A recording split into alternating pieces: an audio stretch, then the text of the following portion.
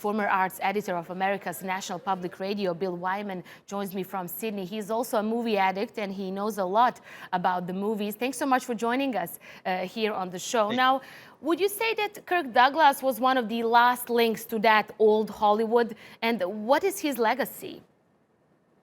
Oh, well, definitely. There's a guy named Norman Lloyd who was born around the same time, who's still around, but Kirk Douglas was born before the First World War began. He was born when Charlie Chaplin first started making movies. So he's seen the evolution of the modern world. He's seen the evolution, not only the evolution of Hollywood, but the creation of Hollywood. And he was a really, really big star in what you call its golden age. And he got to work with some of the greatest directors of all time, Vincent Minnelli, Billy Wilder, and just as the iconic image of that broad-faced, jut-jawed, muscular American He-Man actor, he was almost nonpareil.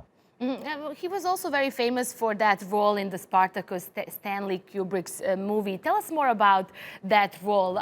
Was this something that a lot of people from the older generation would kind of like associate with him first? Absolutely. It was sort of the apogee of his stardom and his power. There's a number of unusual things about that movie. He worked with Stanley Kubrick. It's about the only time that famously iconoclastic director had to work with someone who had the stature of Kirk Douglas, and it's often referred to as Kirk Douglas's movie as opposed to Stanley Kubrick's. He insisted on using a writer named Dalton Trumbo not only using him for the movie, but also crediting him. And Trumbo was one of these people who was targeted in the Hollywood blacklist. And it was a very difficult thing for Douglas to have done at the time. And he's always had that sort of social conscience in his work as well. And the movie, of course, is a blockbuster, widescreen, really great cinematic experience to this day. And Bill, can you compare for us Hollywood today as we approach also to the Oscars and to that Hollywood when Kirk Douglas started, that golden age? Definitely. I think you can say they don't make them like that anymore. We have some really great stars today, but few walk around with the sort of presence that Kirk Douglas did.